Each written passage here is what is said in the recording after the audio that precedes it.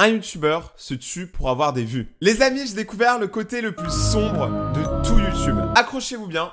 C'est parti. Avant que la vidéo commence, c'est une vidéo qui est très sérieuse et il va y avoir des sujets très glauques dans la vidéo. Donc si à un moment vous vous sentez pas trop à l'aise, n'hésitez pas à quitter la vidéo, c'est pas grave, je perdrai du watch time, mais on s'en fout les gars parce que là je pense que c'est pour le bien-être de tout le monde. Mais c'est une vidéo qui est importante, surtout pour les plus jeunes, pour vous expliquer un truc que moi j'ai remarqué sur YouTube depuis quelques temps, depuis que je suis à fond dans ce milieu, et que je trouve est devenu extrêmement dangereux. La vidéo d'aujourd'hui va être extrêmement similaire à celle de Penguin Z. C'est un youtubeur que je suis aux États-Unis et qui a fait une vidéo récemment qui m'a vraiment choqué en fait. Et vu que personne n'a décidé d'en parler en France, je serai le porte-parole, je serai le porte-étendard, je serai l'épouvantail. Parce que j'ai plus un corps d'épouvantail, frérot. Donc si cette vidéo ressemble énormément à la sienne, c'est totalement normal et je mettrai sa vidéo en description pour que vous puissiez vous faire votre propre avis. Sur YouTube ou TikTok, on voit souvent des gens faire un peu n'importe quoi pour faire des vues. Ce qui, perso, me rend méga triste. Par exemple, récemment, il y a des gens, ils ont mis un siège comme ça, sur une voie de train, et en gros, ils devaient rester là et voir si le train allait s'arrêter ou les écraser. I like singing. I like dancing. I like trains.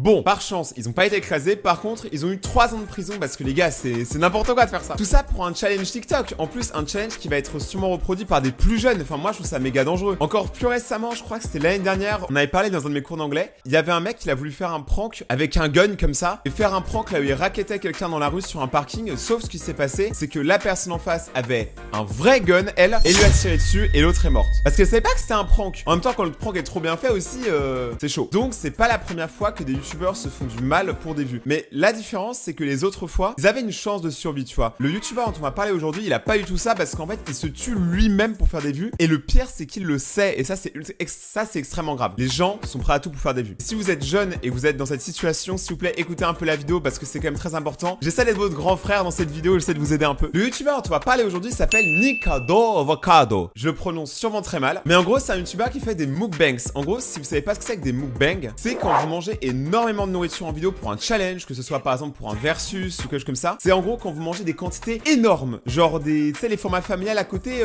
c'est les formats LC, tu vois. Manger 100 pizzas en une vidéo, manger 200 nuggets. Ah non, ça c'est moi. Et ce youtubeur fait ça sur plusieurs chaînes YouTube absolument tous les jours depuis plusieurs années. Au début, il faisait pas ça, mais en fait, quand il a vu que ça marchait, il a vraiment commencé à bâtir sa chaîne autour des food challenge. Et là, vous allez me dire, oui, mais Rayton, toi aussi t'en as fait des food challenge. Rappelle-toi de la vidéo nuggets. Sauf que la différence entre lui et moi, c'est que moi, je le fais qu'une fois. Si je le refais, je le fais des mois et des mois après. Alors que lui, c'est tous les jours et plusieurs fois par jour. De plus, dans ma vidéo, on se forçait pas, tu vois. C'est juste que j'avais grave la dalle, donc j'avais faim. Par exemple, en France, on peut aussi comparer à Michou, par exemple. Il fait des wrap challenge, des McDo challenge, mais eux, c'est une fois de temps en temps. Et ils en mangent pas jusqu'à se sentir mal. Ils s'arrêtent au bout d'un moment parce que ça reste des humains. Pour vous donner une idée de l'avancée de ce youtubeur, voici des photos de lui en 2017 et voici des photos de lui en 2021. En France, on a le Réa Jaune qui fait un régime et là-bas, bah, c'est totalement pas du tout le même cours. Hein. Les gars, c'est les États-Unis, faut pas chercher. La suite de la vidéo va être en 2 parties. D'abord, je vais vous expliquer un peu les problèmes qu'il y a et après, je vais vous expliquer pourquoi c'est un vrai problème. Dans une de ces dernières vidéos, on le voit vraiment souffrir, on le voit vraiment avoir mal et c'est très très grave, tu vois. Ça fait même moi, je suis quelqu'un d'extrêmement empathique. Ça veut dire que je ressens énormément les émotions, la tristesse, la joie. Vraiment, je me calque énormément dessus. Si je vois quelqu'un qui va bien, je vais aller bien. Si je vois quelqu'un qui est triste, ça peut briser ma journée. Même si la personne, je la connais pas, hein. C'est pour ça que quand je prends le métro et que tout le monde est triste et fait la gueule, moi, ça m'énerve. Ça me rend triste. J'imagine des scénarios. Dans son cas, c'est littéral. Ça veut dire qu'on voit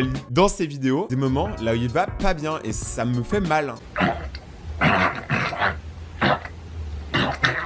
I wouldn't have become disabled if it weren't for you people who encouraged these videos. Dans ce passage, il est clairement en train de dire que c'est notre faute s'il fait ça, parce que c'est comme ça qu'il fait des vues. Donc déjà, ça fait mal, parce qu'en soi, c'est pas notre faute, gros. Je vais pas l'appeler gros, ça va être irrespectueux. Je suis d'accord que les vues, c'est important et c'est une source de motivation, et dans son cas, c'est son métier, donc c'est important de faire des vues. Mais tu peux pas rejeter la faute sur les viewers à chaque fois que c'est à cause d'eux que tu vas pas bien. Si vraiment tu vas pas bien, tu peux totalement arrêter. Et si tes abonnés sont fidèles et t'aiment vraiment, ils comprendront, tu vois. Je pense que tes abonnés préfèrent que tu vives que tu meurs. J'espère qu'en tout cas, vous, mes abos, vous préférez que je vive que je meure. Ce serait sympa. Mais rejeter toujours sa faute sur la communauté, c'est pas du jeu parce que dans ce cas-là, on peut aller dans des extrêmes de malade, tu vois. T'as bâti une communauté là-dessus, c'était ton choix. Maintenant, il faut l'assumer. Et si t'as envie d'en sortir, t'as pas le couteau sous la gorge, tu peux totalement arrêter et revenir avec des vidéos plus saines. Moi, je pense qu'il aurait besoin d'une pause et d'arrêter YouTube pendant 1 an et vraiment se concentrer sur lui et ses problèmes de santé. Parce que ça me fait trop mal au cœur de le voir comme ça. Là, on parle quand même d'un type qui mange de la nourriture extrêmement pas saine pour sa santé, c'est-à-dire par exemple 1000 pizzas Domino's, etc. Et en plus, il prend pas juste ça. Il prend aussi les formules dans lesquelles il est allergique. C'est-à-dire que le gars mange de la nourriture pour laquelle son corps n'est pas préparé et n'a pas envie de les avoir. All right, let's go for this. Ooh. And I'm allergic to this one too. Oh.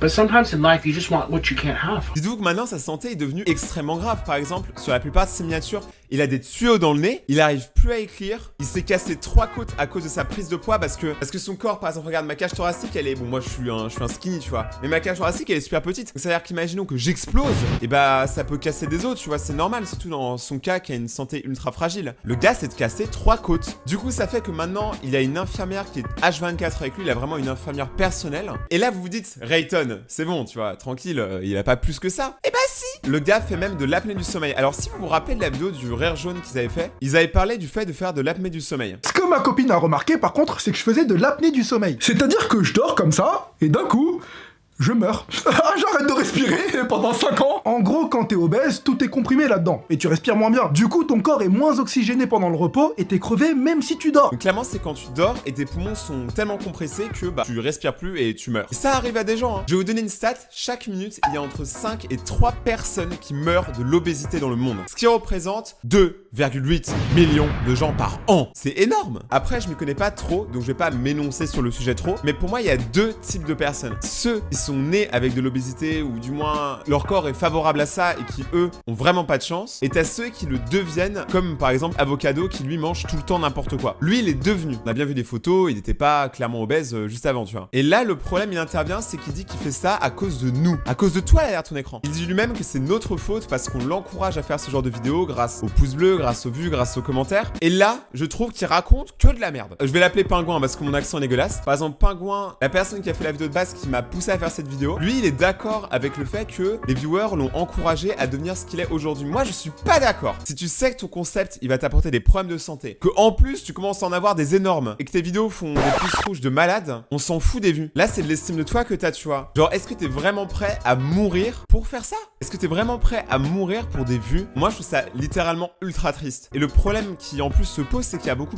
de jeunes qui vont vouloir faire pareil. En fait, là, vous le voyez dans une mauvaise situation, mais il faut pas oublier que ce gars gagne beaucoup d'argent et a quand même 3 millions d'abonnés. Donc forcément, ça va motiver des plus jeunes un peu en recherche de soi de faire la même chose, tu vois. Parce qu'ils vont se dire, ok, le gars, il est payé pour bouffer, c'est le meilleur métier du monde. Mais ça reste dangereux. Il y a des gens qui font ça professionnellement, mais c'est des gens qui sont entraînés pour ça. Lui, il est pas du tout entraîné, juste il mange. Et moi, je trouve ça extrêmement pubé. Moi, je dis, il faut être un gros tacos quand même pour se dire, aujourd'hui, je vais me tuer ma santé, je vais faire des vues, mais je vais peut-être mourir. Ah non, mais faut être un gros giga tacos, hein. Et le pire, c'est que dans ses vidéos actuelles, on remarque vraiment qu'il a des problèmes de santé. Genre, dans plein de vidéos, il a les tubes, il a des réactions bizarres de bruit qui sont même pas légaux.